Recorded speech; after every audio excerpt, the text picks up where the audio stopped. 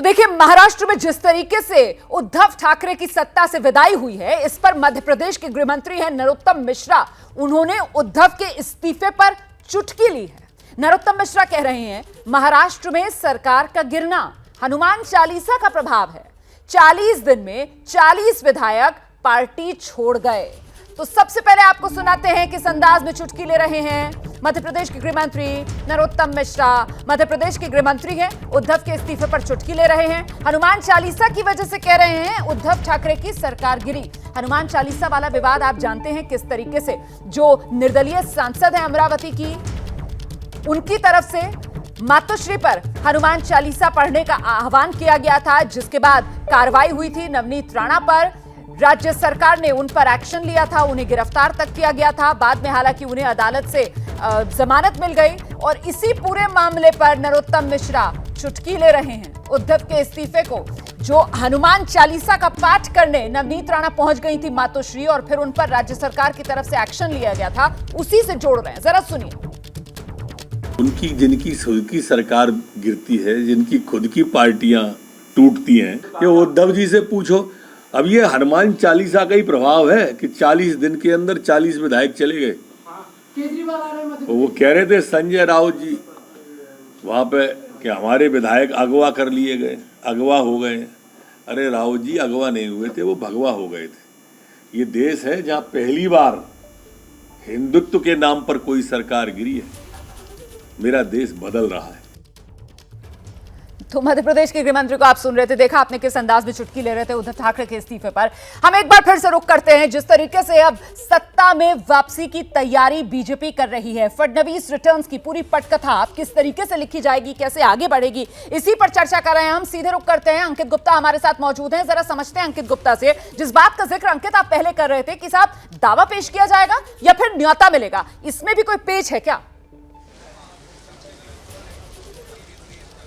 नहीं, इसमें कोई पेश नहीं है। देखिए, अब इसमें यहाँ दो पॉसिबिलिटीज बचती हैं। अब ऐसे में अगर देवेंद्र फडणवीस के पास में उसका प्रक्रिया क्या होगी? प्रक्रिया ये होगी कि देवेंद्र फडणवीस को एक चिट्ठी लिखनी होगी। उनको ये बताना होगा कि देखिए, ये बीजेपी सबसे बड़ा जो पार्टी है और उसके साथ में इतने विधायकों का समर्थन है। क्या उस चिट्ठी में एकनाथ शिंदे ग्रुप का जिक्र किया जाएगा, कितने निर्दलीय विधायकों का जिक्र किया जाएगा, ये देखना दिलचस्प होगा। लेकिन वो चिट्ठी लिखी जाएगी, राजभवन भेजी जाएगी, ये एक पॉसिबिलिटी बनती है। लेकिन अगर जो है देवेंद्र फडणवीस की तरफ से शाम तक चिट्ठी नहीं जाती है तो मुमकिन है, क्योंकि जानकारों से जब हमने चर्चा की है तो उनका यह कहना है कि ये दूसरी पॉसिबिलिटी है कि राजभवन की तरफ से जो सबसे बड़ी पार्टी होती है उसको न्योता दिया जाता है। तो इसमें कोई शंका नहीं है कि सरकार बनाने का न्योता मिले या फिर वो खुद अप्रोच करे। आज काफी हद तक मुमकिन है, आज शाम तक की स्थिति साफ हो जाएगी। आप जो बात कह रहे हैं, मुझे लगता है मृत्युंजय इस बात को आगे बढ़ा पाएंगे कि शाम तक ये रास्ता आसान हो सके।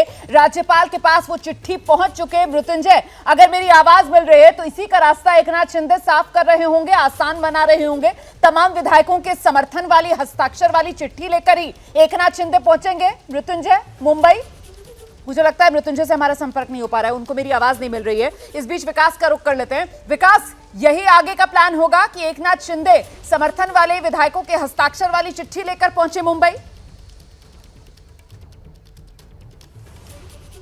जी हाँ, बिल्कुल। देखिए, लेकिन उससे पहले रोमाना मैं आपको बता दूं, एक बड़ी खबर है मेरे पास, और ये बड़ी खबर अभी अभी राजभवन के सूत्रों ने दी है कि राज्यपाल जो है वो सबसे बड़े दल को सरकार बनाने के लिए न्योता भेज सकते हैं। इस वक्त की बड़ी खबर एबीपी न्यूज पर जो उहापोह थी सुबह से कि अब राज्यपाल का मूवमेंट क्या होगा, बीजेपी का मूवमेंट क्या होगा, तो अब खबर ये आ रही है कि राज्यपाल की तरफ से सबसे बड़े दल को न्योता, सरकार बनाने का न्योता भेजा जा सकता है। ये बड़ी जानकारी दे रहे हैं विकास भदौरिया। विकास कह रहे हैं कि राज्यपाल की तरफ से भेजा जा सकता है न्योता, सबसे बड़ा दल होने के नाते बीजेपी को सरकार बनाने का।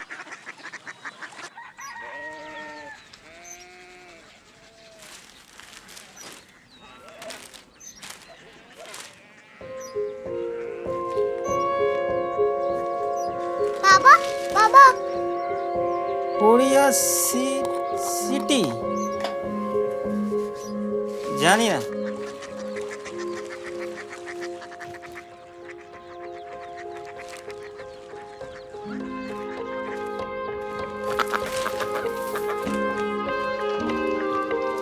Korea city? हाँ।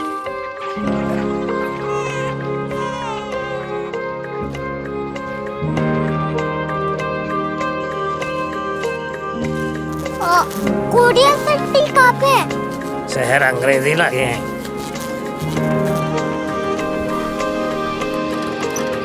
Korea city.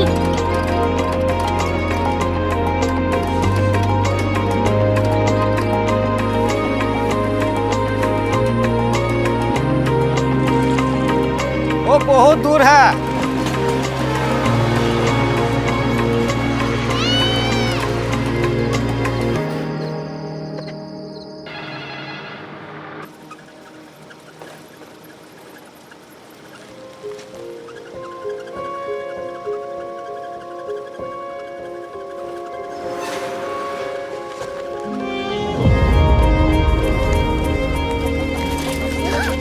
Korea city.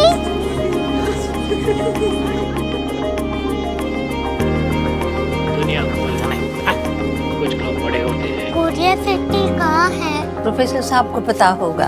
हो, ये छोटा वाला ग्लोब लगता है और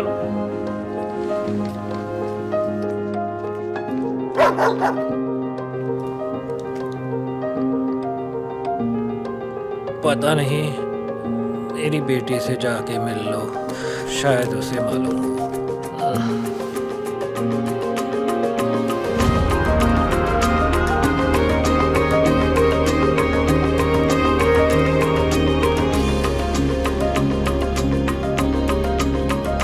हाय, बाबा ने भेजा है। Come here. Korea city. Korea city नहीं, क्यूरियोसिटी। वो क्या? That's what brought you here? जो तुम्हें यहाँ तक ले आया। क्यूरियोसिटी।